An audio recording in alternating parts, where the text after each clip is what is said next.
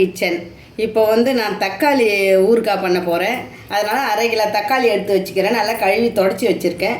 இதில் இந்த இதுவெல்லாம் கட் பண்ணிடணும். கட் பண்ணிட்டு 4 இதுவாக கட் பண்ணி நறுக்கி காட்டுறேன் வாங்க. இது கூட சேர்க்க வேண்டியது 1 டீஸ்பூன் வெந்தயம், 1 டீஸ்பூன் கடுகு, ஒரு 25 கிராம் புளி, ஒரு 10 பூண்டு பல், கொஞ்சம் கல் உப்பு, 25 கிராம் வெறும் மிளகாத்தூள்.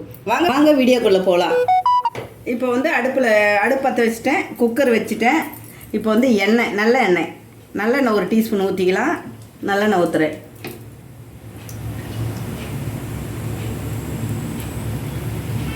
போதும், 2 டீஸ்பூன் எண்ணெய் ஊற்றிருக்கேன். ஆரஞ்சு சொலை மாரி 4 இதுவாக நான் நறுக்கி வச்சுருக்கேன். இதை இதில் சேர்த்துக்கலாம்.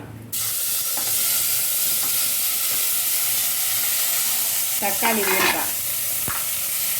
இதில் 25 கிராம் புளி இது கூடவே போட்டுடலாம். கல் உப்பு, இதுக்கு தேவையான கல் உப்பு இது கூடவே போட்டுக்கலாம். போட்டு மூடி வச்சிடலாம். குக்கர் போட்டு மூடி வச்சிடலாம். தண்ணி ஊற்ற வேண்டாம். குக்கர் மூடி போட்டு 2 விசில் வந்ததும் திறந்து பார்ப்போம்.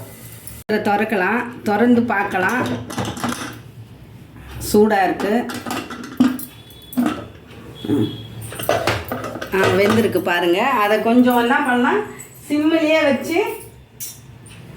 சிம்மில் வச்சு இதை கொஞ்சம் மூடி போட்டு கொஞ்சம் வேக வைப்போம். எப்படி வந்திருக்கு பாருங்கள் தக்காளி ஊறுகாய். இதை சிம்மிலே வேகட்டும் கொஞ்சம் நேரம். இப்போ கடுகு, வெந்தயம் இதை போட்டு ஒரு பொன் கலரில் வறுத்துடலாம். இது நல்லா பொரிஞ்சிடுச்சு. இப்போ நம்ம ஸ்டவ் ஆஃப் பண்ணிடலாம். இதை ஆற வச்சுடுவோம். நல்லா கலர் வந்துடுச்சு. நான் சூப்பராக பொரிஞ்சிடுச்சு பாருங்கள். இந்த கலரில் ஆஃப் பண்ணிடலாம் ஸ்டவ்வை. தக்காளி ஊறுகாய்க்கு நல்லா வதக்கி எடுத்துட்டேன். இதை மிக்சியில் போட்டு அரைச்சிடலாம். சின்ன ஜாராக இருந்தால் நீங்கள் பெரிய ஜாரில் விட, நான் சின்ன ஜாரில் தான் அரைக்கிறேன். நான் 1/2 கிலோ தக்காளி தான். அதுக்கு இப்போ நான் 25 கிராம் மிளகாய் பொடி, வெறும் மிளகாத்தூள் போடுறேன். இவ்வளோ போட்டால் போதும்.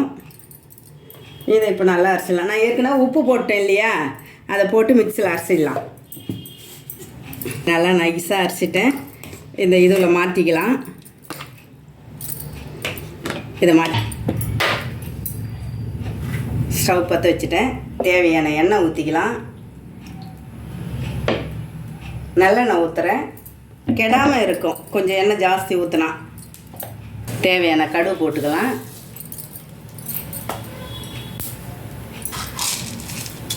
ஒரு டீஸ்பூன் கடலைப்பருப்பு, 1 டீஸ்பூன் உளுத்தம்பருப்பு, 2 வரமிளகாய், கொஞ்சம் பெருங்காயத்தூள்.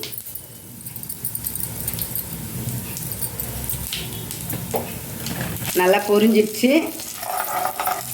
நல்லா கோல்டு கலரில் வந்துடுச்சு. இப்போ லைட்டாக நான் நசுக்கி வச்சுருக்கிறேன். அதை போட்டு அப்படியே எடுத்துடலாம். பூண்டு அவ்வளோதான். ஆஃப் பண்ணிட்டேன். நல்லா பொரிஞ்சிடுச்சு. கோல்டு கலரில் வந்துடுச்சு. இப்போ இதில் மாற்றிக்கலாம்.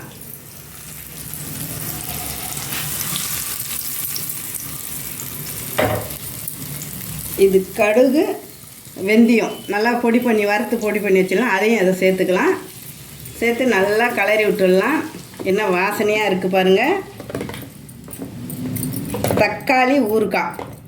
இதை நீங்கள் அப்படியே கண்ணாடி பாட்டிலில் போட்டு வச்சாலும் போட்டுடலாம். ஜாடி மாரி இருக்குது, அதில் போட்டு வச்சிடலாம். ஃப்ரிட்ஜில் வச்சா 6 மாதம் வச்சுருக்கலாம். வெளியே வச்சுருந்தா 2 மாதம் வச்சுருக்கலாம்.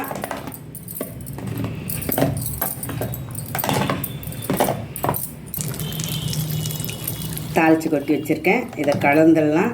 வெறும் எண்ணெய் தான், நல்லெண்ணெய் போட்டால் கெட்டே போகாது.